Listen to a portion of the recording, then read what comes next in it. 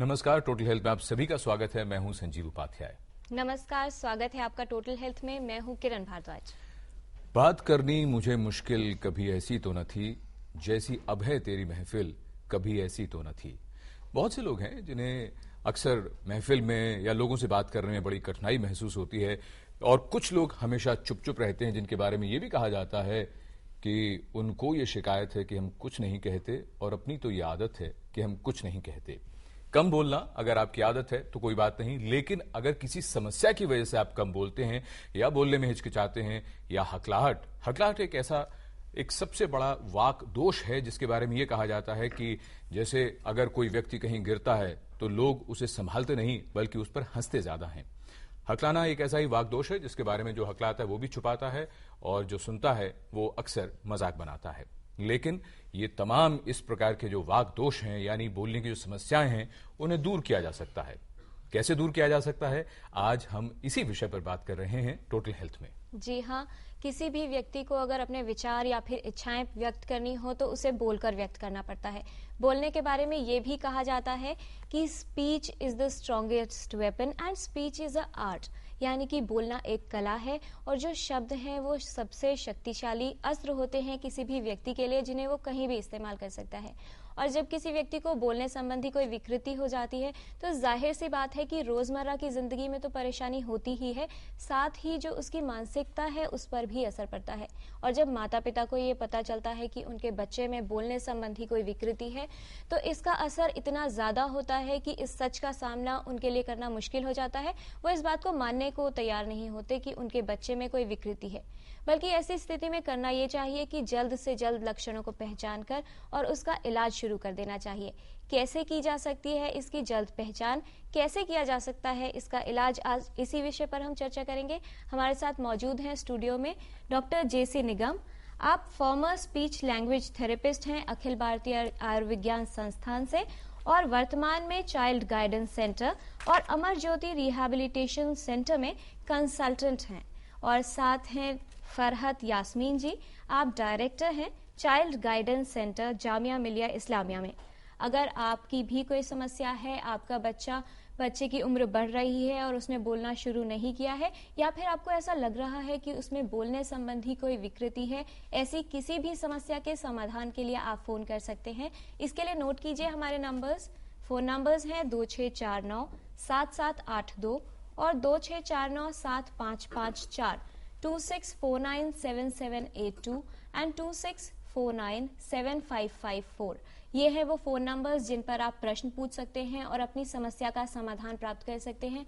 अगर आप फोन कर रहे हैं दिल्ली के बाहर से तो दिल्ली का STD कोड 011 अवश्य लगाएं नंबर से पहले। साथ ही हमसे बात करते समय अपने टीवी की आवाज कम रखें और अपना सवाल जो है वो संक्षिप्त रखें। और साथ ही अगर आपको किसी भी तरह की समस्या हो रही है टेलीफोन के माध्यम से हमसे संपर्क करने में, तो ना हिचकिचाएं, अपना मोबाइल फोन उठाएं, मैसेज बॉक्स में जाइए, TH टाइप करें, स्पेस दें, उसके बाद लिखें अपना सवाल, अपना नाम और शहर का नाम, और भेज दें हम तक 676733 पर। यहां बैठे हुए हमारे विशेषज्ञ आपकी उन समस्याओं का समाधान अवश्य करेंगे। तो चर्चा की शुरुआत करने से पहले आइए समझने की कोशिश करते हैं कि वाणी पर संयम, अपनी भाषा को सुधारना और बोलचाल की किसी भी समस्या को निकट ना आने देने के लिए हमें क्या करना जरूरी है और क्यों होती हैं समस्याएं, आइए देखते हैं।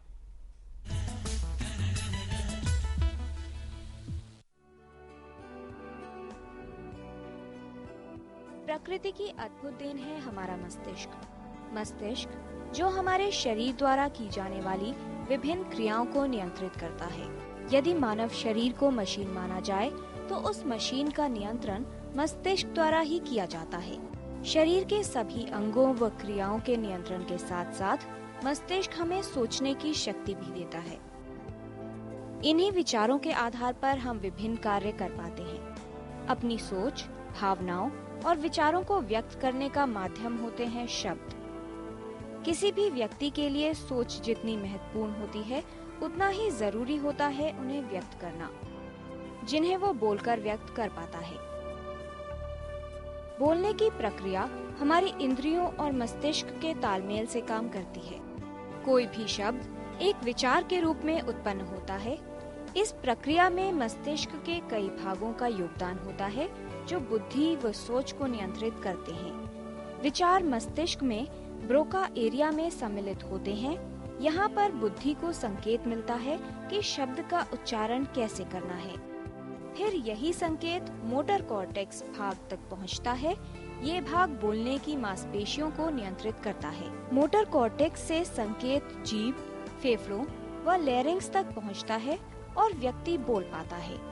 शिशु के जन्म के बाद 3 से 4 वर्ष की अवधि में मस्तिष्क का विकास सबसे अधिक होता है। मस्तिष्क में किसी प्रकार की विकृति या फिर किसी अन्य कारण से यदि विकास सही रूप से न हो तो इसका असर शिशु के शरीर पर तो पड़ता ही है, साथ साथ उसके बोलने की प्रक्रिया भी प्रभावित होती है। बच्चे का हकलाना, तोतला बोलना या बोलने में विलंब बोलने संबंधी कुछ आम समस्याएं हैं। इसके अतिरिक्त कई अन्य समस्याएं भी उत्पन्न हो सकती हैं। इन समस्याओं के कारण बच्चे की मानसिक स्थिति पर असर पड़ता है और वे हीन भावना से ग्रस्त हो जाता है। आमतौर पर बच्चे में बोलने संबंधी विकृति होने पर प्रारंभिक स्थिति में पता नहीं चल पाता या फिर बच्चे की उम्र बढ़ने का इंतजार किया जाता है। ऐसा करने से स्थिति गंभीर हो सकती है। बच्चे में बोलने संबंधी विकृति को जल्द से जल्द पहचानकर स्पीच थेरेपी द्वारा काफी हद तक ठीक किया जा सकता है। Total health, DD news.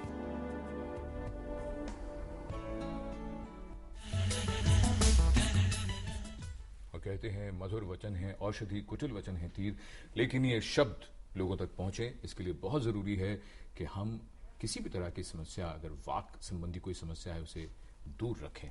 इस वक्त कार्यक्रम की शुरुआत करें उससे पहले हमारे एक दर्शक हैं, प्रमोद जी हैं, लखनऊ से, हमसे सवाल पूछना चाहते हैं कार्यक्रम की शुरुआत में। प्रमोद जी, स्वागत है आपका टोटल हेल्थ में। क्या सवाल है आपका? प्रमोद जी से संपर्क नहीं हो पा रहा। जैसे ही संपर्क होगा हम फिर से लौटेंगे प्रमोद जी के पास। डॉक्टर निगम, चर्चा की शुरुआत में ही आपसे, जैसा हमने इस रिपोर्ट में देखा, क्या बोलने संबंधी जो समस्याएं हैं किसी भी व्यक्ति के जीवन में, वो क्या बचपन में ही आ जाती हैं या उसके बाद दिखाई पड़ती हैं? नहीं, बचपन में तो नहीं आती है। थोड़ा जब बच्चा सीखने लगता है ना, 1.5 साल में और 2 साल 2.5 साल के एज में अगर कोई कमी है तो फिर वो दिखाई देने लगती है।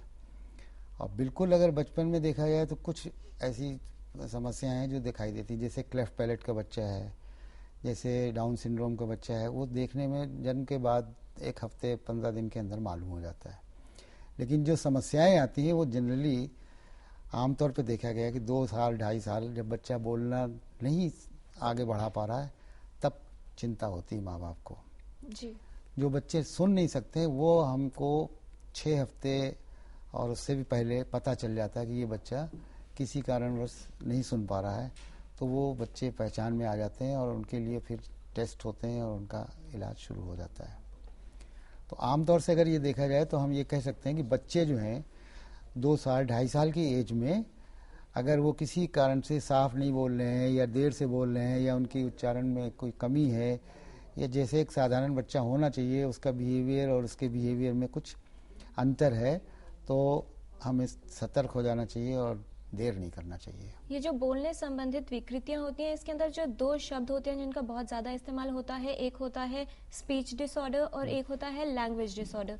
तो दोनों को ही आमतौर पर मिस इंटरप्रेट किया जाता है। इन दोनों में अंतर क्या है? देखिए, ऐसा है, लैंग्वेज जो है अपने आप में एक पूरी प्रक्रिया है एक्सप्रेस करने की, अपने हाव भाव को एक्सप्रेस करने की।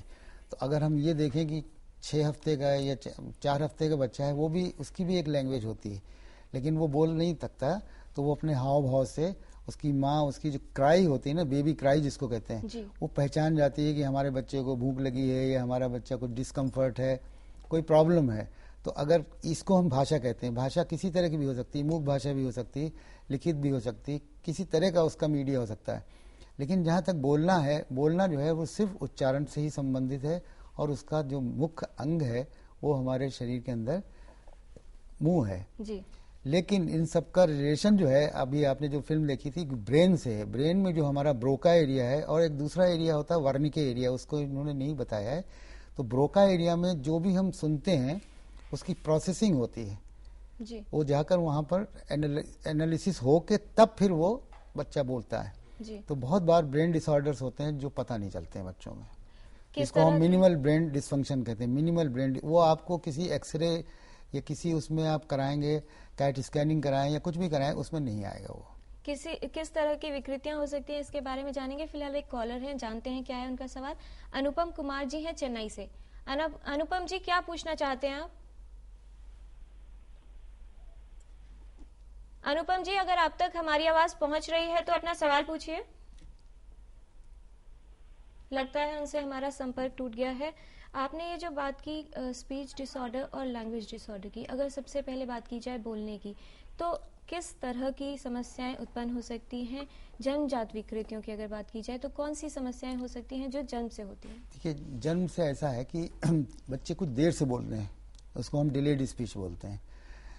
उसके कई कारण हैं। घर में इन्वायरमेंट उसको अच्छा ना मिल पा रहा हो, स्टिमुलेशन, स्पीच स्टिमुलेशन जो उसको चाहिए, जो उसके बच्चा चाहता है कि मेरे से कोई बातचीत करे, तो वो अक्सर कमी आ जाती है। और आज के मॉडर्न पीरियड में घर के अंदर, फैमिली के अंदर एक बच्चा होता है, उसको साथी नहीं मिलते हैं, पेरेंट्स बहुत ज़्यादा बिजी होते हैं, तो कहीं कहीं पर वो कमी महसूस करता है। तो एक तो साधारण वो डिलेड स्पीच है, वो बच्चे कभी 2 साल 2.5 साल की उम्र में थोड़ा सा उनको स्टिमुलेशन दिया गया जी, तो वो सीख जाते हैं। डॉक्टर साहब, डिलेड स्पीच की बात आपने की, यहाँ हम सब जानना चाहेंगे डिलेड स्पीच से क्या अर्थ है, क्योंकि अक्सर माँ बाप को लगता है कि हमारा पहला बच्चा तो 9 महीने में कुछ शब्द उसने बोलने शुरू कर दिए थे, जो दूसरा बच्चा है वो 1.25 साल का हो गया, वो नहीं बोल रहा। तो डिलेड स्पीच हम कब तक डिलेड स्पीच वही है जब 2 साल या 1.5 साल में बच्चा बोलना चाहिए और वो नहीं हो पा रहा है, तो माँ बाप परेशान होते हैं। 1.5-2 साल, यस। और 2.5 साल में वो वेट करते हैं, थोड़ा 3-4 महीने वेट भी करते हैं, कुछ कुछ बोलना शुरू करता है। लेकिन जब वो कंपेयर करते हैं दूसरे 2.5 साल के 3 साल के बच्चे से, तो उनको लगता है कि इसकी शब्दावली जो है, इसके शब्द कम हैं और इसके अंदर कमी है, तो वो फिर लेके आते हैं। तो उसमें कुछ ऐसे डिलेड स्पीच के बच्चे होते हैं विद ऑल नॉर्मल, उनको कुछ और प्रॉब्लम नहीं, सिर्फ स्पीच स्टिमुलेशन की जरूरत है। आमतौर पर यह भी देखा जाता है कि अगर क्या आमतौर से सामान्य बोलने की जो उम्र है वो एक ही होती है, क्योंकि अगर पहला बच्चा जल्दी बोल रहा है तो उसका कंपैरिजन होने लगता है कि दूसरे बच्चे ने देर से बोलना शुरू ये डिपेंड करता है। दूसरी चीज ये कि लड़कियां जो हैं ज्यादा जल्दी पिकअप करती हैं, लड़के थोड़ा सा लेट होता है। और कभी कभी हम कंपेयर करने लगते हैं दूसरे बच्चों से, पड़ोस के बच्चे से, कि उनका बच्चा 3.5 साल का बहुत ज्यादा बातचीत करता है, हमारा नहीं कर रहा है। तो ऐसी हालत में उन्हें देर नहीं करना चाहिए। और आजकल मैं आपको बता दूं, पेरेंट्स देर भी नहीं करते हैं। कौन से पेरेंट्स? जिनके बच्चे आमतौर से नॉर्मल हैं, क्योंकि उनको स्कूल में एडमिशन कराने के लिए वो सब तैयारी चाहते हैं कि बच्चा पूरी बात करे, जवाब दे। जब नहीं दे पाता तो वो हम लोगों के पास आते हैं कि आप बताइए क्यों नहीं बोल रहा है। जी। लेकिन वहां फिर लड़के पीछे रह जाते होंगे, क्योंकि जैसा आपने कहा लड़कियां जल्दी लड़कियां थोड़ा सा जल्दी आ जाती हैं। डॉक्टर निगम, आपसे यहाँ एक बात और जो जहन में आती हुई, अभी आपसे और चर्चा करेंगे इस बारे में कि कौन कौन सी ऐसी समस्याएं हैं अगर डिसऑर्डर की बात करें, स्पीच डिसऑर्डर की। लेकिन उससे पहले एक और बात जहन में आती है लड़के लड़कियों की। अक्सर हमने देखा है कि लड़के या पुरुष ज्यादा हकलाते हैं, महिलाएं उतनी नहीं दिखती, ये क्या कारण? हर चीज में आप देखिए कि मैच्योरिटी जो है जी। वो फीमेल सेक्स में ज्यादा है और मेल में कम। आप यूं देख लीजिए कि जब आपका सीबीएसई का या फाइनल इम्तिहान होते हैं, उसमें लड़कियां ज्यादा टॉप करती हैं, लड़के जो हैं उनके मुकाबले में फिर भी पीछे रह जाते हैं। कई वजह हैं उसकी, नेचुरल हो सकता है। और हम जहाँ तक समझते हैं और हम जहाँ तक उसको समझ पाए हैं कि लड़कियां अपना ज़्यादा टाइम जो है, जो हम स्कूल के बच्चों की बात कर रहे हैं, वो ज़्यादा टाइम उनको एजुकेशन में निकाल देती हैं, जबकि लड़के को घूमना भी है, बाहर भी जाना है, आउटिंग में, तो कुछ कहीं न कहीं कमी रह जाती है। और लड़कियों में कंपटीशन की भी बहुत वो है, जो लड़कों में इतनी ज्यादा नहीं है। और लैंग्वेज और एक्सप्रेशन की अगर बात करें तो शायद महिलाओं में ये बेटर हो, ज्यादा अच्छा है। पुरुष अक्सर अपने मन की बात कह नहीं पाते। लेकिन हमारे एक दर्शक हैं जो कहना चाहते हैं कुछ। डीएन कश्यप जी हैं, हिमाचल प्रदेश से। कश्यप जी, क्या सवाल है आपका? कश्यप जी, अगर आप हमारी आवाज सुन रहे तो सवाल पूछिए। जी, मेरा बेटा 20 वर्ष का है इस वक्त। जी। तो वो जो 4th और 5th, जी जरा दोहराएंगे, आपकी आवाज हमें ठीक से सुनाई नहीं दी, जरा बताइएगा। मेरा बेटा रोहित कश्यप 20 वर्ष का है इस वक्त जी। तो जब वो 4th या 5वीं पढ़ता था, 4th या 5th में, हेलो जी हाँ, जी हाँ, सुन रहे हैं। तो उस समय से उसके मामे का जो लड़का था वो भी हकलाता, तो वो नकल करना शुरू किया ना उसकी। तो उसी के बाद उसने हकलाना शुरू कर दिया। तो 20 वर्ष का हो गया, अभी हकला रहा है वो। अच्छा। और शर्म महसूस करता है और बोलता कम है। देखिए, हाँ, मैं प्रश्न समझ गया। जो बच्चे में आपका बच्चा 20 साल का है और जो हकला रहा है, जिसकी उस हकलाहट के बारे में आप बात कर रहे हैं, हुआ ये है कि आपने या तो कोई किसी से आपने सलाह नहीं ली, जो एक्सपर्ट से सलाह लेनी थी, और हम लोग अपने तरफ से कई बच्चे को सिखाते रहते हैं कि धीरे करके बोलो, ऐसे मत बोलो, ये मत करो। तो जितना आप उसको टोकेंगे, जितना आप उसको इस चीज़ के लिए मना करेंगे, उतनी ही उसकी हकलाहट बढ़ेगी, क्योंकि उसके अंदर एक शर्म महसूस होने लगती है और वो अवॉइड करने लगता है। ये वर्ड समझ लीजिए, अवॉइड करना यानी किसी चीज़ बोलने से कतराना। तो जितना वो कतराएगा उतना ही उसकी हकलाहट बढ़ती जाएगी। इसलिए आप या तो किसी को विशेषज्ञ को दिखला लीजिए जहाँ पे आप हैं, और विशेषज्ञ होना चाहिए, स्पीच एंड हियरिंग का जो एक्सपर्ट है वही करेंगे। कोई भी फिजिशियन या कोई भी जनरल डॉक्टर जो है उसको नहीं आपको सलाह दे पाएगा। तो ये जो है बहुत लंबा ट्रीटमेंट है। इसमें ज़्यादातर मनोवैज्ञानिक दशाएं देखी जाती हैं बोलने वाले की, और उसके साथ काउंसलिंग है, उसको थोड़ी प्रैक्टिस कराई जाती है, और उसमें आत्मविश्वास की जो कमी है उसको हम भरने की कोशिश करते हैं।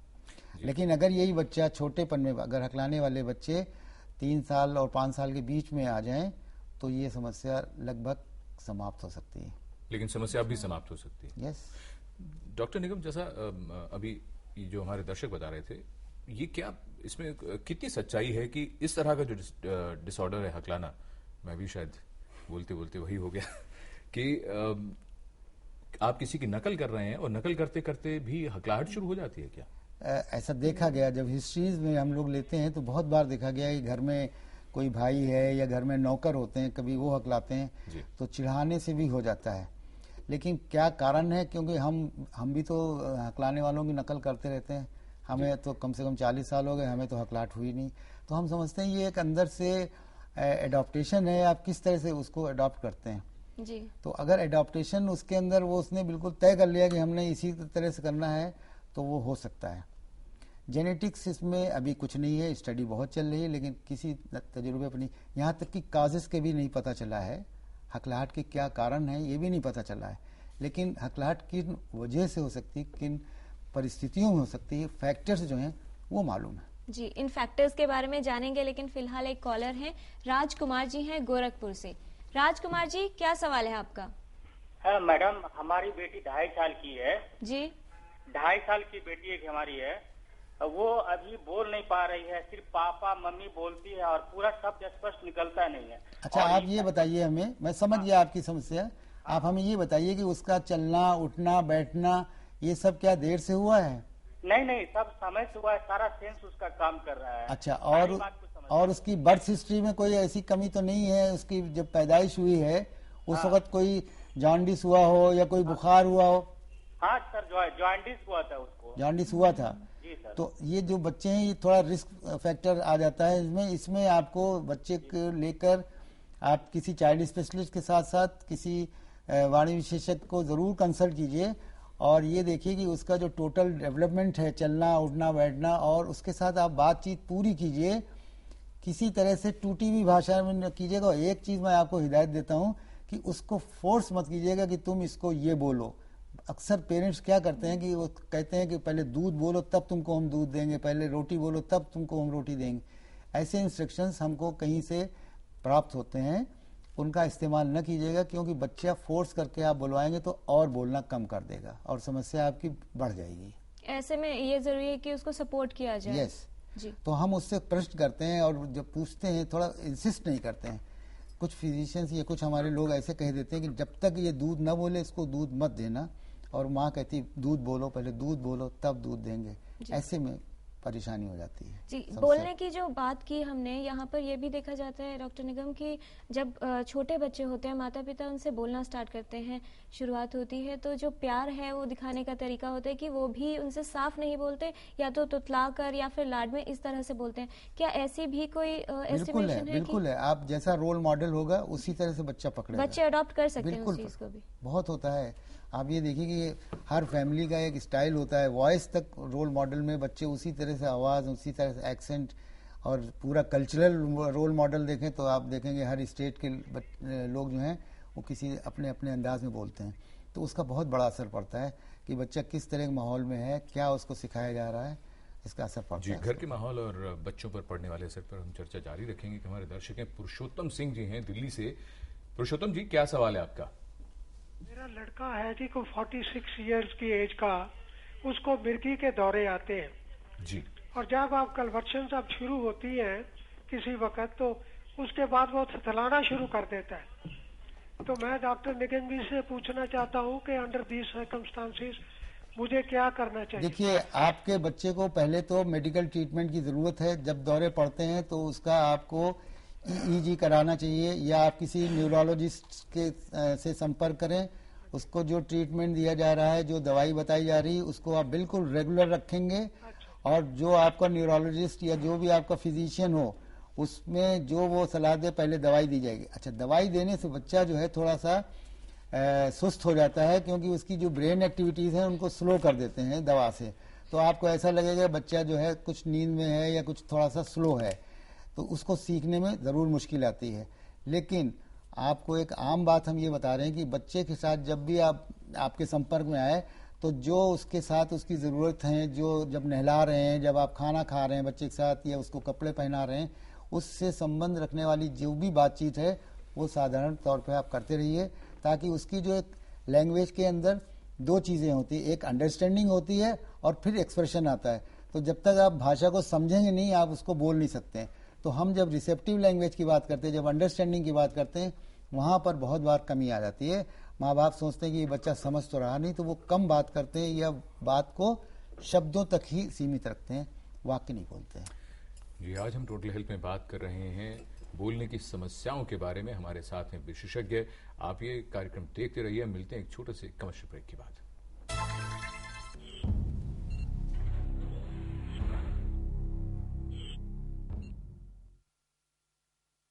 बाय। Hi friends. लोकेश, तुम्हारा फोन नहीं दिखाई दे रहा? लॉक नहीं किया था क्या? नो प्रॉब्लम, नया सैमसंग हीरो है मोबाइल ट्रैकर के साथ। इधर ओरिजिनल सिम कार्ड बदला, उधर मुझे खबर मिली, इसे चुराने वाला तो गया।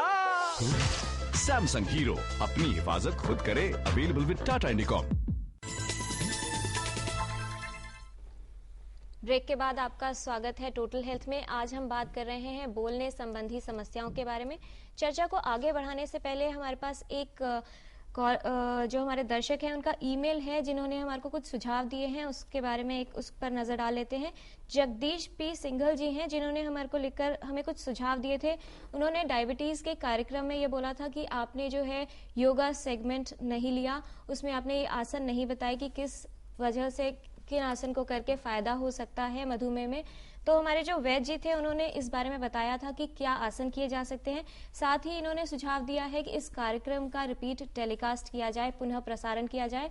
इस बारे में भी हमने जो हमारे प्रोडक्शन की टीम है उस तक ये सुझाव पहुंचाया है। साथ ही पहेली को लेकर एक सुझाव था, जिसमें इन्होंने कहा था कि एसएमएस के बारे में सुझाव था कि उसमें आप डेट भी मेंशन कीजिए, जिससे ये पता चल सके कि किस एपिसोड का ये या किस सवाल का जवाब है। तो इसके ऊपर भी सुझाव पर विचार किया जा रहा है। और साथ ही जो इनका एक और सुझाव या बात कही थी कि इनका फोन नहीं लगता है कार्यक्रम के दौरान। तो आपसे ये अनुरोध है कि अगर आपका फोन नहीं मिल रहा है तो आप एसएमएस के माध्यम से भी अपना प्रश्न पूछ सकते हैं। और चर्चा को आगे बढ़ाते हैं। डॉक्टर निगम, आपने बात की थी कारणों की, तो कौन से ऐसे कारण होते हैं जो असर डालते हैं या स्टैमरिंग या हकलाना या फिर तुतलाना जैसी जो समस्याएं हैं, उसके मूल कारण किन्हें माना जा सकता है? देखिए, हकलाहट को अगर हम लें तो बच्चे तोतलापन और थोड़ा बहुत रिपीटिशन जिसको कहते हैं जी, ये नॉर्मल है। सब छोटे बच्चे सब रिपीट करते हैं। जैसे आप उनसे कहानी पूछेंगे तो वो कहेंगे एक कौवा था, तो फिर तो ऐसे क्योंकि शब्दों की उनके पास इतनी ज्यादा भरमार नहीं होती है, इसलिए उनको थोड़ा सोचना पड़ता है। तो आप जब सोच के बोलते हैं तो बच्चे हकला जाते हैं। हकलाना नहीं उसको हम कहते हैं, लेकिन वो नॉर्मल है जी। रिपीट करना, तोतलापन भी कभी कभी ग्रैंड पेरेंट्स घर के अंदर बच्चों को तोतली जबान में बोलते हैं, माँ दादी ये सब तोतली जबान में बोलते हैं, तो वो उसको पकड़ के उस तरह से बोलता है। और कुछ तोतलापन उसकी मैच्योरिटी के हिसाब से जो साउंड्स हैं हमारी, जैसे स है, श है, र है, ये थोड़ा सा बाद में आती हैं। पेरेंट्स कभी एक्सपेक्ट करते हैं कि जल्दी आ जाए और बहुत परफेक्ट हो जाए। जहाँ परफेक्शन ऑफ स्पीच की वो आने लगती है पेरेंट्स के अंदर, वो उसको इंसिस्ट करते हैं कि नहीं इसको शू बोलो, सू नहीं है शू बोलो, उसको इंसिस्ट करते हैं। वो घबरा जाता है, वो कहता है पता नहीं क्या बात है जी। तो यहाँ से शुरुआत होती है हकलाने की। या तुतलाने की। इससे जुड़ा एक और भी सवाल है जो जहन में आ रहा है, उसके बारे में जानेंगे, लेकिन फिलहाल अरुण चौधरी जी हैं बिहार से जो सवाल करना चाहते हैं। पूछिए अपना सवाल। हाँ जी डॉक्टर साहब, हेलो जी, पूछिए अपना सवाल। हाँ जी, मेरा एक लड़का है 5 साल का है जी, जो मतलब लगभग आपको जब से बोल रहा है मतलब फ्रेश आवाज इसका नहीं आ रहा, ठीक है। हाँ जी, वो जो बोलता है ना तो बोलते बोलते मतलब तुतलाता है, प्लस उसका जो बहुत ज्यादा स्लो है। अच्छा। और बोलते बोलते हंसने लगता है। हंसने लगता है? जी हाँ। कितने साल का? 5 साल का बताया है? जी हाँ, 5 साल का। अच्छा, वो अभी कुछ आपने क्या उसको कितनी बातचीत कर लेता है? वो बातचीत तो खूब बढ़िया करता है, मतलब सभी तरह का बात करता है, पढ़ता भी है, कोई दिक्कत नहीं है। कोई दिक्कत नहीं है। तो आपका मतलब है वो साफ नहीं बोलता वो? जी नहीं, फ्रेश नहीं बोलता। तेज नहीं बोलता? जी नहीं। उसकी आवाज कम है क्या उसको? नहीं, आवाज तो ठीक ही, आवाज तो कम नहीं है। हाँ, फिर आपका तेज के क्या मतलब है? बहुत फास्ट नहीं बोलता?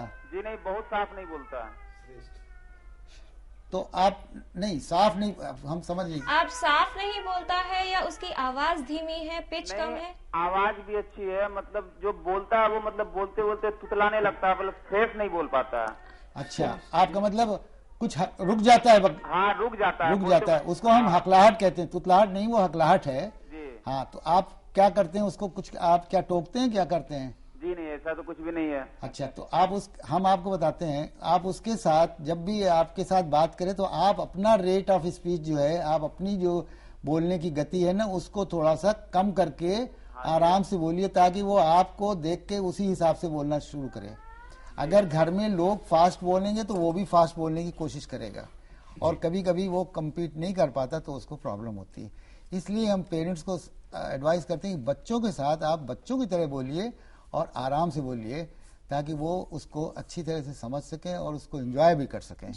फास्ट बोलने से कभी भी कोई भी फास्ट स्पीच अच्छी नहीं है। डॉक्टर निगम, आपने कहा कि जो छोटा बच्चा है उसके अंदर जो शब्दों का स्पष्टीकरण है वो उम्र के साथ ठीक हो जाता है, लेकिन बहुत से लोगों में ये भी देखा गया है कि वो ठीक नहीं होता है। तो वो जो एक माइन्यूट सी लाइन है, किस तरह से मैं आपको बताऊं, उसका ये है कि अगर 3.5 साल या मैक्सिमम 4 साल तक बच्चा स्पष्ट नहीं बोल रहा है, then he has to be shown. तो और इंतजार ना किया जाए।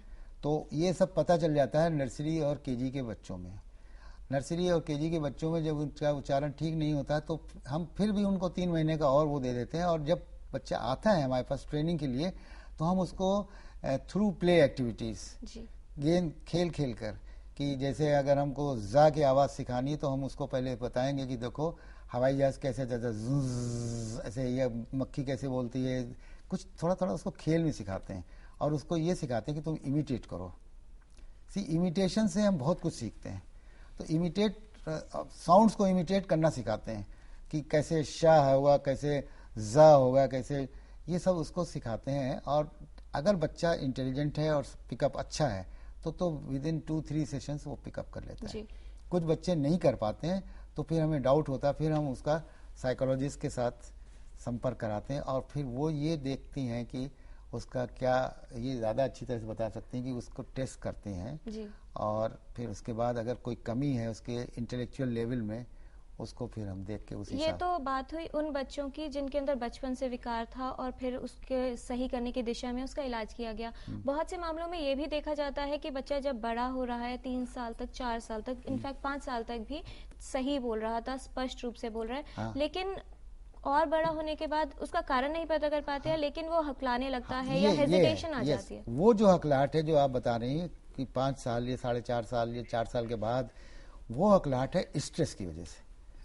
टू मच डिमांड, बहुत ज्यादा बच्चे से हम एक्सपेक्ट करते हैं कि बहुत वो करे, और उसकी जो डेली रूटीन है, जो डेली एक्टिविटीज हैं उसकी, उसमें जब बहुत बाधाएं आती हैं। हम आपको बताएं, घर में बच्चों के साथ जिस तरह से आप कभी विजुलाइज करें तो बच्चा जो है बहुत अंडर टेंशन होता है।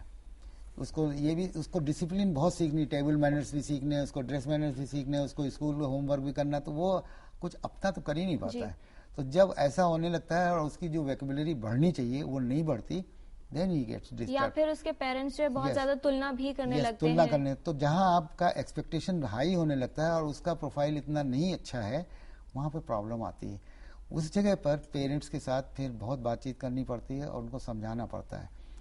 पेरेंट्स अक्सर ये सोचते हैं कि ये अपने आप में ठीक हो जाएगी, क्यों जो ये बातें बता रहे हैं ये तो बहुत आम है और हम इनको कर लेंगे, वो सोचते हैं हम इसको कर लेंगे, इनफैक्ट वो कर नहीं पाते हैं। जी, ये चर्चा जारी रखेंगे, बड़ी महत्वपूर्ण मोड़ पर है ये चर्चा। एक दर्शक है हमारे दिनेश कुमार गुप्त जी हैं उत्तर प्रदेश से। दिनेश जी, क्या सवाल है आपका? सर, मेरा एक बच्चा है 6 साल का जी। वो बहुत अस्पष्ट नहीं बोल पा रहा है और जैसे खुला है तो उसको तुला कहेगा, कितना को कितना कह के बुलाएगा जी। तो ये सारी समस्याएं इसकी है। मैं समझ गया आवाज सर, मैं उसको आपके, मैं समझ गया। हाँ बोलिए बोलिए। बच्चा है, बच्चे की आवाज आपको सुना दें। बोलो। टाटा आला, दादा आला, टाटा या। ठीक है, मैं समझ गया, मैं आपकी बात समझ गया। आपके बच्चे में जो उच्चारण है वो साफ नहीं है, उसकी कई कारण हो सकते हैं। एक तो साधारण बच्चा है, उसका उच्चारण ठीक नहीं है, लेकिन जो आपका बच्चा बोल रहा है उससे हमें ये पता चल रहा है कि उसका जो इंटेलेक्चुअल लेवल है वो कहीं पर कम है। आपको मनोवैज्ञानिक के साथ संपर्क करके उसका एक बुद्धि परीक्षण कराएं और उसका पूरा टोटल जो उसकी डेवलपमेंट है उसके ऊपर बातचीत की जाए, तो ये पता चलेगा कि वो क्या साधारणता वो जो उसका विकास है वो ठीक हो रहा है या नहीं हो रहा है। उसके लिए हमारे साथ जो विशेषज्ञ बैठे हैं आपको कुछ सलाह देंगे, आप उनसे बात कर लीजिए, आप बता सकती हैं आप क्या करना चाहिए। तो आपके बच्चे में जो प्रॉब्लम है, सबसे पहले आप उनको साइकोलॉजिस्ट या मनोवैज्ञानिक को उनको दिखाएं और हम सब उसका पूरा असेसमेंट करवाएं। आप उसका क्या मतलब नॉर्मल वो इस एज में बैठना शुरू किया, चलना, मतलब उसका माइलस्टोन डिलेड होता है तो इससे प्रॉब्लम होती है बच्चे में। तो आप पूरी उसकी जांच करवाने के बाद पता चलेगा कि कहाँ पे किस जगह पे प्रॉब्लम आ रही है। तो उसके बाद फिर काउंसलिंग की ज़रूरत है, आप काउंसलिंग करवाएं। स्पीच थेरेपी के लिए जो बच्चा तुतलाता है उसकी स्पीच थेरेपी, कई बार बच्चे नॉर्मल किसी के सामने हकलाते हैं, कई बार ऐसा होता है कि बच्चे बिल्कुल स्टार्टिंग में ही हकलाते हैं और कुछ ऐसे वर्ड्स होते हैं, लेटर्स ऐसे होते हैं जो क्लियर नहीं बोल पाते हैं बच्चे। तो आप ये तो पूरा बच्चे की जांच करा के, कई तरह के असेसमेंट है हमारे पास, उस पूरी जांच कराने के बाद ये निकल के आएगा कि बच्चे को कहाँ पे आके प्रॉब्लम हो रही है। लेकिन ये बच्चा जो है, जो इसको समस्या, ये बिल्कुल ठीक हो सकती है। ठीक हो सकती है अगर बच्चा देख के पता किया जाए। कभी कभी बच्चे तुतलाते हैं और नहीं ठीक होते हैं क्योंकि उनमें कहीं न कहीं तक मानसिक कमी होती है, वो उसको टेस्ट करनी है। तो सबसे पहले किसी मनोवैज्ञानिक को दिखाएं। जी, फरज जी, आपसे यहाँ ये बात करना चाहेंगे, डॉक्टर निगम ने कई बार ये बात जैसे सामने आई, घर का माहौल, माँ बाप जैसे बोलते हैं, रोल मॉडल की जो बात है, चाइल्ड गाइडेंस सेंटर में काम करते हुए आपने, जाहिर सी बात है, आप इन तमाम बच्चों के साथ आपने जब काम किया, कितना असर आपने देखा कि घर के माहौल का बच्चों की बोलने संबंधी समस्याओं पर होता है? बहुत ज्यादा असर पड़ता है क्योंकि टोटली वही रोल मॉडल होता है, पेरेंट्स कोई बच्चे फॉलो करता है। फिर स्कूल में आके प्रॉब्लम होती है, स्कूल में जब बच्चे आते हैं बहुत वो ये 1st to 5th ज्यादा प्रॉब्लम बच्चों में होती है, तो वो क्लास में भी इमिटेट भी करते हैं और ये बच्चे पेरेंट जो इनके पेरेंट्स होते हैं वो ये समझते हैं कि ये तो ठीक होंगे नहीं, ये हकलाना ये उसको ऐसे डिले इनको करते जाते हैं। तो ये नहीं, ये सोचते हैं कि थेरेपी से ठीक भी हो सकते हैं बच्चे। तो हम उन पेरेंट्स को कन्विंस करते हैं, बताते हैं कि आप उनको ले आइए 1 महीना, वो फौरन रिजल्ट चाहते हैं कि 1 हफ्ता कराया उसका रिजल्ट नहीं आ रहा है, तो आप 1 महीना 2 महीने आप थेरेपी करवाएं, उसके बाद से उसका असेसमेंट होता है हमारे यहाँ 3 months 6 months के बाद, तो उसका रिजल्ट बिल्कुल पॉजिटिव होता है। जी, हकलाने की समस्या के बारे में कुछ और सवाल भी हैं, लेकिन उससे पहले एक दर्शक है हमारे JS मेहता जी हैं लखनऊ से। मेहता साहब, क्या सवाल है आपका? नमस्कार जी। नमस्कार डॉक्टर साहब, नमस्कार। नमस्कार। मेरा आम सवाल है, एक जनरल सवाल है जी। सवाल ये है कि कुछ बच्चे मैंने देखा है, आप सुन रहे हैं ना? हाँ जी, हाँ सुन रहा हूँ। अच्छा, कुछ बच्चे ऐसा है कि घरों में, अपने घर में तो खूब बोलते हैं, खूब खेलते हैं, खूब बात करेंगे, लेकिन उनको कहीं स्कूल में भेजो या कहीं कोई सामाजिक कार्य में किसी घर जाते हैं, वहां जाके चुप हो जाते हैं वो। और स्कूल में भी ऐसा है, अध्यापक कुछ पूछेंगे तो सवाल जवाब उनको आता है लेकिन जवाब नहीं दे पाते हैं वो लोग। तो ये इस टाइप का क्यों होता है और इसके लिए क्या करना चाहिए ताकि वो जैसे घर में बात करते हैं, घर में मिलते हैं, घुलते मिलते हैं, वैसे स्कूल में बोल सकें, जवाब दे सकें? इसके लिए क्या कुछ किया जाए और क्यों होता है डॉक्टर साहब? देखिए, मैं आपको बताऊं, ऐसा है, आप अगर आम आदमी को भी देखें तो हम अपनी जिंदगी में खूब बोलते चालते हैं, लेकिन अगर किसी मीटिंग में या किसी आपको ऐसी जगह ले जाया जाए जहां 20-25 आदमी बैठे हों और आपसे कुछ कहा जाए कि आप एकदम से खड़े होकर बोलिए तो ज़रा मुश्किल हो जाता है। दूसरी चीज़, ये जो बच्चे हैं, कुछ बच्चे घर में तो बहुत आज़ाद होते हैं, लेकिन बाहर हो सकता है उनको स्कूल में या उनका जो क्लासरूम एनवायरनमेंट है वो उसको बच्चे को कहीं उसको झिड़क दिया गया हो या उसको कहा गया हो कि तुम खामोश रहो, चुप रहो, ज़्यादा बोलते हो, कोई वजह ज़रूर होगी। लेकिन हम आपको ये भी बता दें, कुछ बच्चों में एक अपना इंडिविजुअल कैरेक्टर होता है, पर्सनालिटी होती है, तो कोई ज़रूरी नहीं कि जो बच्चा बहुत ज़्यादा टॉकेटिव है बहुत अच्छा है। अगर आपको ऐसा लगता है कि वो बिल्कुल ही नहीं वो करता है, बोलता है, बाहर बिल्कुल ही वो रहता है, आप ले जाते हैं कहीं फंक्शन में, किसी दोस्त के घर ले गए तो वहाँ कितना बोलना चाहिए, कितना वो बोलता है, इस तरह की अगर कोई कमी है तब तो उसको थोड़ी सी काउंसलिंग करके समझाया जा सकता है। अदरवाइज कोई बहुत बड़ी चीज़ नहीं है, इसके लिए आपको ज़्यादा परेशान होने की बात नहीं। जैसे वो बड़ा होगा वो खुद अपने आप को एडजस्ट कर लेगा समाज के अंदर। जी, इसी बीच हमारे एक और कॉलर हैं, लाइन पर मौजूद हैं, इंतजार कर रहे हैं। काली किंकर जी हैं रांची से, पूछिए क्या सवाल है आपका। हाँ, good morning ma'am. Good morning. ये हमको डॉक्टर साहब से पूछना है कि मेरा बच्चा है जो अभी 12 वर्ष का है जी, जो वो अभी 12 वर्ष का है और उसका डेवलपमेंट जो है सो जन्म के बाद बिल्कुल नॉर्मल बच्चे जैसा हुआ, लेकिन जब वो 1.5 साल का हुआ तो वो मम्मी पापा बोलना शुरू किया और आज के डेट में भी वो 3-4 शब्द ही बोल पाता है, मम्मी पापा दादा दादी यही बोल पाता है। मैं समझ गया। जी हाँ, आपके बच्चे को एक्चुअली क्या है, मंद बुद्धि का बच्चा है। अगर आप उसको कहीं दिखलाया भी होगा तो जरूर बताया होगा कि ये बच्चे की बुद्धि जो है वो सामान्य बच्चों से कम है। तो आपने जब वो बताया कि वो सामान्य था, जो बच्चा पैदा हुआ जैसे जैसे बढ़ा ना, तो उसके जो डेवलपमेंट है, जो ब्रेन का डेवलपमेंट है, वो उतना नॉर्मल नहीं है, इसीलिए वो शब्दों तक ही सीमित है। और ऐसे बच्चे को आप किसी साधारण स्कूल में, नॉर्मल स्कूल में भेज भी नहीं सकते हैं। इनके लिए तो एक विशेष प्रोग्राम है, एक स्कूल होते हैं, विशेष स्कूल होते हैं, उसमें भेजते हैं और एक दूसरी तरीके से, स्पेशल तरीके से इनको पढ़ाया जाता है। उसके लिए आपको सतर्क रहना चाहिए या कोशिश करते रहना चाहिए कि कहाँ पर वो स्कूल है और वहाँ दिखलाएं आप। इसके लिए कोई दवाई या किसी आप जादू टोना पूजा पाठ से वो बच्चा नहीं ठीक होगा। इस बात को हम इसलिए बताते हैं क्योंकि उसमें आपका समय और पैसा दोनों चला जाएगा, कुछ नहीं मिलेगा आपको। जी, जादू टोना पूजा पाठ इसकी बात हुई, लेकिन इसके साथ साथ और बहुत सी बातें हैं, भ्रम हैं, जुड़े हुए हैं, जैसा कि हर मेडिकल प्रॉब्लम के साथ होता है, बोलने की समस्याओं के साथ भी हैं कुछ जुड़े भ्रम। आइए दूर करते हैं सोच और सच के माध्यम से।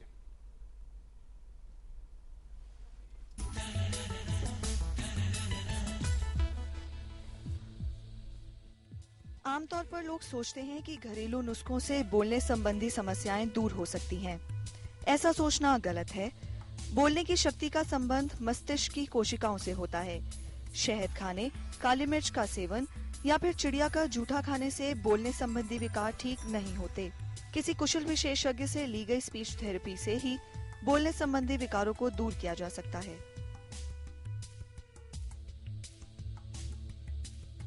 अक्सर ये माना जाता है कि मानसिक रूप से पूरी तरह विकसित ना होने पर भी बच्चा सामान्य रूप से बोल सकता है।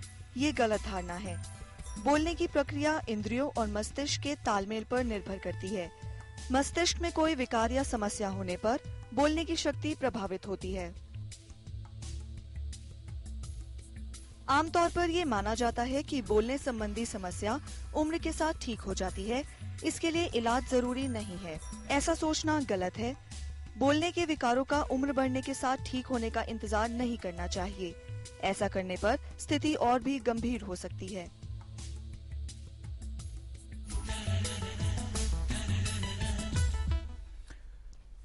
समस्या जितनी छोटी उसका इलाज जितना जल्दी वही अच्छा। एक और हमारे दर्शक हैं, संजय कुमार हैं, बिहार से सवाल पूछना चाहते हैं। संजय जी सवाल पूछिए।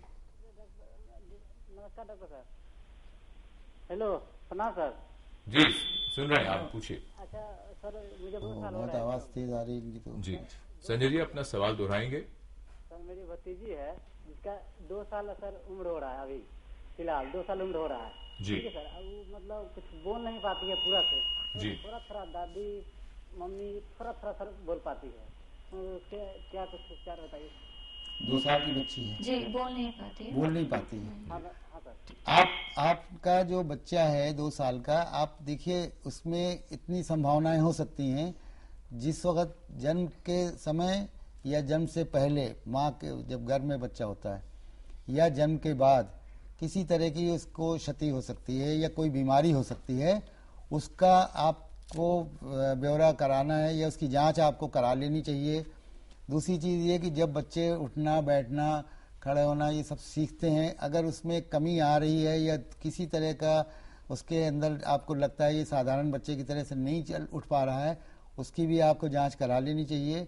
तीसरी बात हम ये बताएंगे कि ऐसे बच्चों के कई टेस्ट होते हैं, जैसे आप उसकी सुनाई का टेस्ट, उसकी बुद्धि का टेस्ट और उसके जो टोटल कंप्लीट डेवलपमेंट है, फिजिकल डेवलपमेंट है, उसका भी टेस्ट होता है। वो कराकर तब निश्चित किया जा सकता है कि इस बच्चे के अंदर क्या संभावना है और क्या कमी है। जी, जो इससे पहले जो बात हो रही थी हकलाने को लेकर, हकलाने के बारे में ऐसी बहुत सी और बातें भी हैं कि जो हकलाते हैं वो गाते हुए नहीं हकलाते, और दूसरा ये भी है कि एक कोई भी साधारण व्यक्ति जब वो उत्तेजित होता है या गुस्से में होता है तो वो हकलाने लगता है। ये कोई बीमारी के लक्षण होते हैं या ये साधारण चीज है? पहले आपको मैं ये बताऊं कि जो म्यूजिक ये जो है ये ऑटोमेटिक स्पीच होती है जी। ऑटोमेटिक स्पीच का मतलब है आप जैसे काउंटिंग करते हैं 1 2 3 4 5 6 जल्दी जल्दी बोलते चले जाते हैं, सोमवार मंगलवार बुधवार सब वो आपको ऑटोमेटिक स्पीच में आ गया। गाना भी ऑटोमेटिक स्पीच में आता है। तो गाना वही हकलाने वाला गा सकता है जिसने गाने को अच्छी तरह से रटा होगा, सीखा होगा या सुना होगा। हर हकलाने वाला गा नहीं सकता, ऐसा नहीं, लेकिन उमूमन क्योंकि वो बोल नहीं पाते तो वो अपने आप को रिलैक्स करने के लिए उनको एक गाना जो है दूसरा माध्यम मिल जाता है, तो वो सोचते हैं हम। यानी आप ये कह रहे हैं कि जब भी कोई नया शब्द जो मस्तिष्क में अभी आया नहीं, जो नया शब्द अगर बोले तो वहां हकलाने की संभावना ज्यादा रहेगी? आ सकती है, यस बिल्कुल आ सकती है। अच्छा, आप देखिए कि आपको अगर कुछ रशियन नेम्स दे दिए जाए, कुछ जापानीज नेम दे दिए जाए और कहा जाए आप इसको जरा उच्चार पढ़िए, तो आप 10 बार पहले उसको अच्छी तरह से उच्चारण करके फिर फाइनली उसको बोलेंगे। जी, समाचारों में तो अक्सर समाचार में यही होता है, मैंने देखा है। तो कभी कभी गड़बड़ी भी हो जाती है। तो अब हकलाने वाले एक खास बात हम कुछ आपको सिम्टम्स बताते हैं कि जब वो बंद कमरे में या अपने आप में बोलते हैं तो हकलाहट नहीं होती। हकलाहट आपके जबान में नहीं है, हकलाहट आपके मुंह में नहीं है, हकलाहट आपके जहन में है। अगर वो हिचकिचा रहे हैं, आपके जहन में है, वो एक जहन में फिर वो बन जाती है, एक आदत बन जाती है। उस आदत को छुपाने के लिए आप 100 उपाय करते हैं। जब जितना आप छुपाएंगे, जितना अवॉइड करेंगे, उतनी ही हकलाहट आपकी बढ़ती जाएगी। हकलाने वालों से इसलिए हम कहते हैं भाई हकलाहट को तुम एक्सेप्ट कर लो, छुपाओ मत, बाहर आ जाओ, बाहर आ जाओ। तुम अगर हकलाते भी हो, अगर मान लीजिए कोई लड़का हकला रहा बड़ा है, वो कहता है मुझे कनॉट प्लेस जाना है, तो मैं कहता हूँ भाई तुम ऐसे क्यों नहीं बोलते हो, मुझे कनॉट प्लेस जाना है, ये बोल दो, उसमें क्या फर्क पड़ता है, कम से कम आराम से तो बोलोगे। कहता है ये अगर हम बोलेंगे तो लोग क्या कहेंगे। मैंने कहा तो लोग वैसे भी कुछ कहते ही जब आप करते हो, तो आप लोगों से क्यों डरते हो। तो हकलाने वाला जो है वो लिसनर्स का रिएक्शन उसके ऊपर बहुत ज्यादा बुरा पड़ता है, उसको हम हटाते हैं कि तुम लिसनर्स की परवाह मत करो, तुम्हें सुनने वाला क्या कर रहा है उसकी हमें चिंता नहीं, तुम अपने अंदर देखो कि कितना इजीली और आराम से तुम बोल सकते हो। जी, फरज जी से अब यहाँ ये जानना चाहेंगे, जैसे हकलाने को लेकर ही बात हो रही, बहुत से बच्चों में जब ये समस्या होती है, जैसे जैसे आगे बढ़ते हैं पढ़ाई में, अपनी क्लास में, उनको फिर इसी तरह की उपेक्षा और तिरस्कार का भी सामना करना पड़ता है, और उसके बाद एक बहुत बड़ा एक मकाम है नौकरी का और शादी का। किस तरह से आप इस समस्या का समाधान ढूंढती हैं? तो सबसे पहले बच्चे को, हमारे पास जब बच्चा आता है ये प्रॉब्लम लेके, तो पहले हम बच्चे को असेसमेंट करवाते हैं, सारे असेसमेंट देते हैं कि उसके कहाँ पे प्रॉब्लम आ रही है, स्पीच की, एजुकेशन की, वो वीक इन स्टडीज है, क्या एकेडमिकली पुअर है बहुत, तो हम आगे उनको, और अगर वो काउंसलिंग की जरूरत होती है, सिंगल काउंसलिंग 1-to-1 सिर्फ बच्चे की जरूरत होती है काउंसलिंग की, तो बच्चे को हम काउंसलिंग के लिए बुलाते हैं। फिर अगर पेरेंट्स के साथ जरूरत होती है तो पेरेंट्स को हम कॉल करते हैं, मदर के साथ अलग, फादर के साथ अलग। फिर ये थेरेपी के थ्रू बच्चा जो है काफी आगे इम्प्रूव कर सकता है। जी, चर्चा को रखेंगे जारी। फिलहाल राजेंद्र घई जी हैं चंडीगढ़ से, क्या सवाल है आपका? Good morning. Good morning. 57। हाँ जी, हाँ। तो ऐसा है कि मेरे बचपन में मैं रा नहीं बोल सकता, ड़ा बोलता था जी। तो मेरे पेरेंट्स मेरे को चीनी या मिश्री और ये मक्खन के साथ वो देते थे, तो वो तो ठीक हो गई मेरी थ्रू आउट। मगर अब क्या है कि जब भी मैं पढ़ता हूँ ना, अगर फास्ट पढ़ने की कोशिश करता हूँ तो ज्यादा कुछ मिस कर जाऊंगा वर्ड, या गलत पढ़ूंगा। देखिए आप, हाँ मैं समझ गया, आपकी समस्या समझ गया।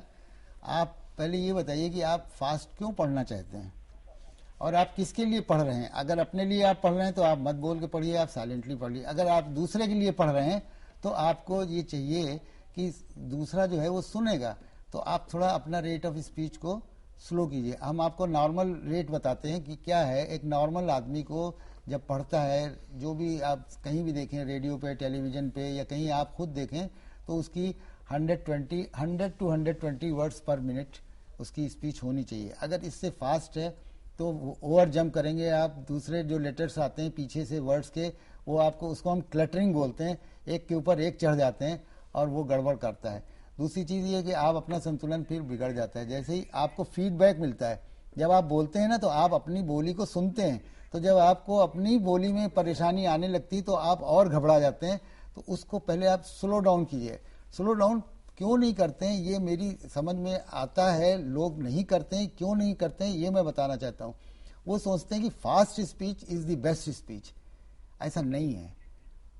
स्लो मतलब बिल्कुल नॉर्मल स्पीच जो है वो आराम से ही बोली जाती है।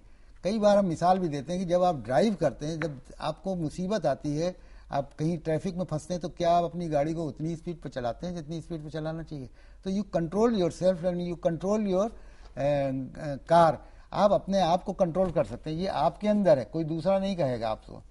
तो आप कंट्रोल करें। अच्छा, जहां तक आपका रा और ड़ा का सवाल है, वो थोड़ा सा आपको ट्रेनिंग लेनी चाहिए। और पता नहीं आप ड़ा को और रा को किस तरह से समझ रहे हैं, क्योंकि हिंदी में ड़ा जो है और इंग्लिश में ड़ा नहीं है, कोई इंग्लिश में ड़ा साउंड नहीं है, तो हिंदी में है, उर्दू में है। अगर आपको ऐसा लगता है कि रा और ड़ा में आपको प्रोनाउंसिएशन नहीं है, तो आप पहले सुनिए और उसको अच्छी तरह से इमिटेट कीजिए। वो कह रहे थे वो समस्या तो इनकी ठीक हो गई, इन्होंने बचपन में बताया मिश्री और मक्खन खाने से शायद वो समस्या वो आप ठीक हो गई। ठीक है, अगर मक्खन खाने से ठीक हो गई तो वेरी गुड, बहुत अच्छी बात है। लेकिन ऐसा होता नहीं है। कुछ न कुछ आपने प्रयत्न किया होगा और सुन के आपने उसको समझने की कोशिश की होगी। या कुछ समस्याएं अपने आप भी ठीक हो जाती होंगी। अपने आप तो कुछ भी ठीक नहीं होता, करना तो पड़ता है, लेकिन पता नहीं चलता है। अच्छा, ये भी है, पता नहीं चलता। एक हमारे दर्शक हैं, जरा उनका प्रश्न भी सुन लेते हैं। वीके कुशवाहा साहब हैं दिल्ली से। कुशवाहा साहब, क्या सवाल है आपका? कुशवाहा साहब, अगर आप हमारी आवाज सुन रहे हैं तो अपना सवाल पूछिए। लगता है उनसे संपर्क नहीं हो पा रहा। डॉक्टर निगम, अगर हम इन तमाम समस्याओं की बात करें, आपने बहुत सी समस्याएं बताई। आपने उसमें यह भी बताया कि बच्चा कभी कभी मंदबुद्धि होता है इसलिए नहीं बोल पाता, सुनने की समस्या होती है। इसके अलावा अगर हम कोई और मुख्य कारण अगर समझना चाहें, खासकर प्रिवेंशन की अगर हम बात करें, तो प्रिवेंशन के तौर पे हम आपसे जरूर जानना चाहेंगे। देखिए, प्रिवेंशन जो है, अगर जो ब्रेन डैमेज है या जो मेंटल रिटार्डेशन है, इसके लिए कोई प्रिवेंटिव मेजर्स हैं और वो है डाइट का है। पहले तो आप देखिए, आपको बहुत बार बताया था कि आयोडीन नमक खाइए आप जी, उससे आपको मेंटल रिटार्डेशन। कुछ लोगों को ये भी कहना है कि एल्युमिनियम के बर्तन में खाने से भी वो होता है, क्योंकि एल्युमिनियम आपके बॉडी के अंदर अच्छी चीज़ नहीं है। एक कॉपर में खाइए तो अच्छा है, आयरन में खाइए तो अच्छा है। तो कुछ तो पहले डाइट वो होना चाहिए। फिर हमारा जो लिविंग स्टाइल है वो ठीक नहीं है। जो आजकल प्रेगनेंसीज में और डिलीवरीज हो रही हैं, उनका हम कुछ कह नहीं सकते कि कितना वो नॉर्मल है, कितना उसके अंदर क्या है, आपको कुछ पता नहीं चलता। तो इस तरह की बहुत सी हिस्ट्रीज मिलती हैं। उसके बाद जब बच्चा बाहर आए तो फिर फैमिली के अंदर बहुत बार टेंशन होता है। मदर को अगर टेंशन है तो मदर अपने बच्चे को टाइम नहीं दे पाती है, फादर बिल्कुल नहीं दे पाते हैं। तो कहीं ना कहीं इस तरह की खाने पीने या स्वास्थ्य संबंधी और जो सोशल प्रॉब्लम्स हैं वो आज के टाइम में कॉस्मोपॉलिटन सिटीज़ में बहुत ज़्यादा आ रही हैं। इसलिए ये बच्चे आपको बड़े शहरों में ज़्यादा दिखाई देंगे। छोटे शहरों में क्या है, खाने पीने की जो कमी है उसकी वजह से आपको मंदबुद्धिता या आपको पोलियो वगैरह ये विकलांगता और तरह की दिखाई देगी।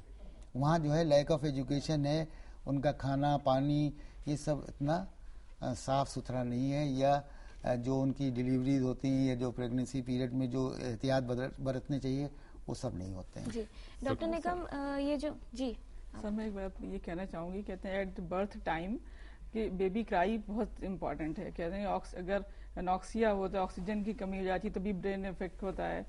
तो इसके भी माइल्ड मॉडरेट ये रिटार्डेशन इसमें भी हो सकता है मोस्ट प्रोबेबली। जन्म के तुरंत बाद बच्चे का रोना बहुत जरूरी है। बहुत जरूरी है। बोलने की जो विकृतियां हैं उनको लेकर एक ये भी बात है कि जब माता पिता को ये पता चलता है कि उनके बच्चे में ऐसी विकृति है तो वो सबसे पहले उस पर विश्वास नहीं करना चाहते, जानते हुए भी उनको विश्वास नहीं होता। तो जब आपके पास लेकर आते हैं अपने बच्चे को तो उनकी जो साइकोलॉजिकल स्टेट होती है, मेंटल स्टेट होती है, किस तरह की परेशानियां आपको फेस करनी पड़ती हैं? हमारे पास जो बच्चे पेरेंट्स आते हैं पहले तो उन्हें कन्विंस करना बहुत मुश्किल, वो एक्सेप्ट नहीं करते हैं कि हमारे बच्चे में ये प्रॉब्लम है या मेंटल रिटार्डेशन है या स्पीच प्रॉब्लम है।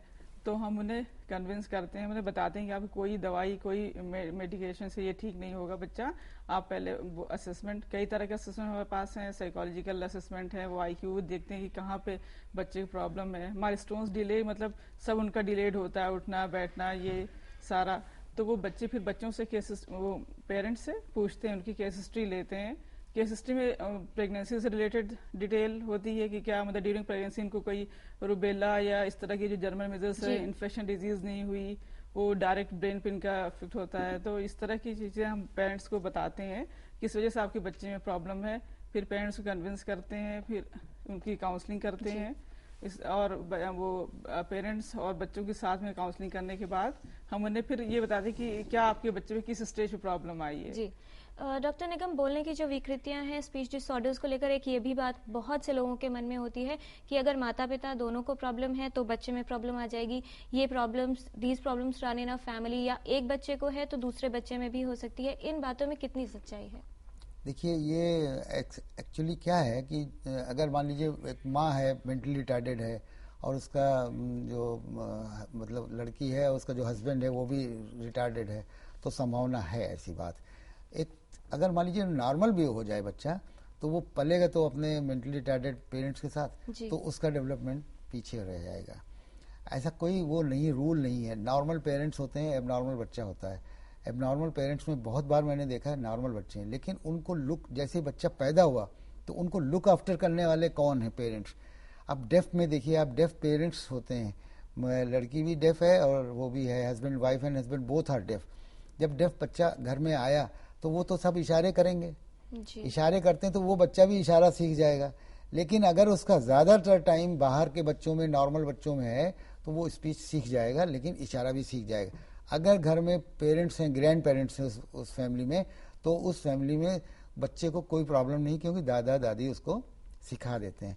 तो यहाँ ये हम कहना चाहेंगे कि जो अच्छा, दूसरी चीज ये कि जब आपको लगता है कि कोई आपको डिजीज, आप जैसे हम आपको बताएं हाई ब्लड प्रेशर है, डायबिटीज है, आजकल जो बहुत सी बीमारियां हैं, इनमें अगर माँ को अपना पूरा मेडिकल चेकअप और उसको जेनेटिक टेस्ट भी करा लेना चाहिए।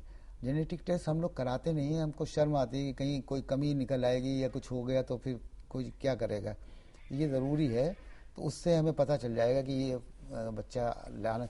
अल्ट्रासाउंड बहुत कराते हैं हम, रिपीटेडली एक्सरेज कराते हैं, उसकी वजह से भी हमको इसके ऊपर असर पड़ता है। इसके अलावा कोई मेडिकेशंस अगर दी जा रही है, आप टॉक्सिक मेडिसिन जो कभी खाती हैं लेडीज, या उसको गिराने के लिए, अबॉर्शन के लिए कोई प्रयत्न करती, आप कोई भी नेचुरल उपाय से हट के कुछ भी करेंगे ना तो प्रॉब्लम खड़ी हो सकती है। जी। आज टोटल हेल्थ में हमने बात की है बोलने संबंधी समस्याओं के बारे में। जब लौटेंगे तो अगले चरण में इस पूरी बातचीत का निचोड़ हम आपके सामने रखने की कोशिश करेंगे। आप देखते रहिए टोटल हेल्थ। क्या सर दर्द पीछा नहीं छोड़ता? सिर्फ एक सैरिडॉन और सर दर्द से आराम। टका टका डाउन। एक रिश्ते ने जोड़ा है हर पल को भरोसे से, हर एक पग पर, हर एक डगर पर भरोसा सच्चा पूरा है। पंजाब नेशनल बैंक, भरोसे का प्रतीक।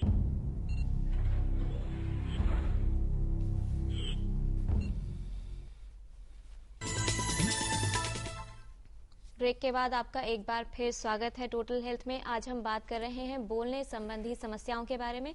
बहुत सी महत्वपूर्ण बातें हमने जानी हैं, और भी कुछ बातें जानेंगे, लेकिन फिलहाल जान लेते हैं अपने सेगमेंट हेल्थ पहेली के बारे में। हमने आपसे 13 अगस्त को सवाल किया था कि जो न्यूरो सर्जरी में मस्तिष्क संबंधी जो समस्याएं होती हैं, गामा नाइफ द्वारा कौन सी समस्याओं का इलाज किया जा सकता है, कितने बड़े ट्यूमर का इलाज किया जा सकता है। इसके लिए हमने आपको 3 ऑप्शंस दिए थे। Option A 1 centimetre, option B 3 centimetre और ऑप्शन सी 20 सेंटीमीटर। इसका सही जवाब है कि गामा नाइफ तकनीक द्वारा 3 सेंटीमीटर के आकार के ट्यूमर का इलाज किया जा सकता है। इस पहेली के लकी विजेता कौन है, इसको जानने से पहले जान लेते हैं अपना इस सप्ताह का सवाल।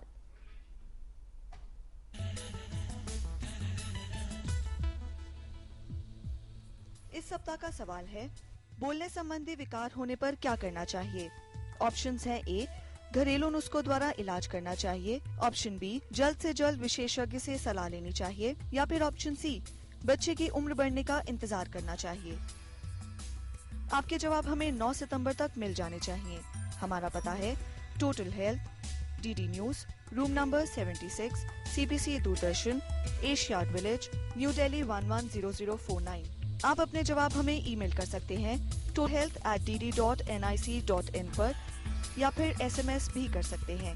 SMS के लिए अपने मोबाइल के मैसेज बॉक्स में THP स्पेस अपना ऑप्शन A, B या C टाइप करें, साथ ही अपना नाम और पता भी टाइप करें और उसे 676733 पर SMS कर दें।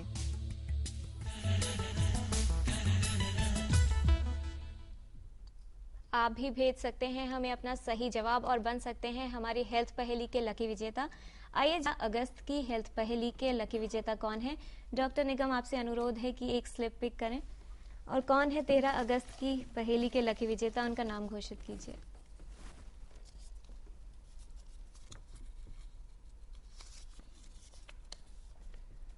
उदय Bhaskar, care of State Bank of India, Kadma branch, Kadma, Jamshedpur.